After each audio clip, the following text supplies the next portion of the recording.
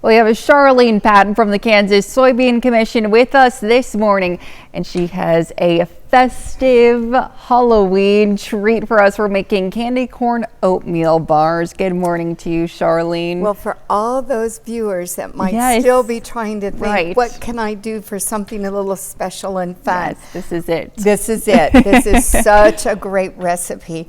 The oatmeal bar I made ahead of time. Okay. Uses our soy flour, but it also uses margarine, brown sugar in there. Mix that all together with oatmeal. Just a little bit of baking soda that's in there to help it rise a little bit. It bakes for about 15 minutes at 350 degrees, just till it starts to get golden brown there a little bit and bake. Then I have taken one package of caramels, those little caramels, that it's a great activity for your kids to unwrapping them. All those. That's Keep them busy. Keep them busy. Put that in a saucepan with about 2 tablespoons of soy milk. And it smells so good. Doesn't that? When you talk about caramel, that thing's a fall, doesn't it? Yes. And this recipe is so fun. This would be a great family activity. Get your kids in the kitchen.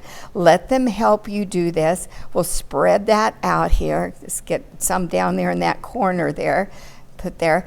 And, you know, something else you could do if you didn't want to do the packages of caramels is, you know, they have the caramel sauce in the tub. In the tub. Yes. Put that in a saucepan. Oh, so easy. And then put a little bit of the soy milk in there that'll help thin it out. And then you can do that you don't have to unwrap all those. Then you have all the fun things. You pick whatever you want there. We're going to have some candy corn. We're going to just sprinkle that whole thing all over here. We've got the candy corn.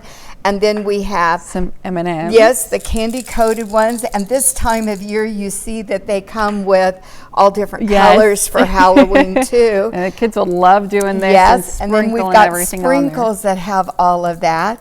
And then, you know, an idea for your families would be take this concept with the cookies, but then at Christmas time, use Christmas candies. Perfect. And you have another festive one. This is just white chocolate that I'm going to drizzle on, kind of like a little spider web here. And I just melted that.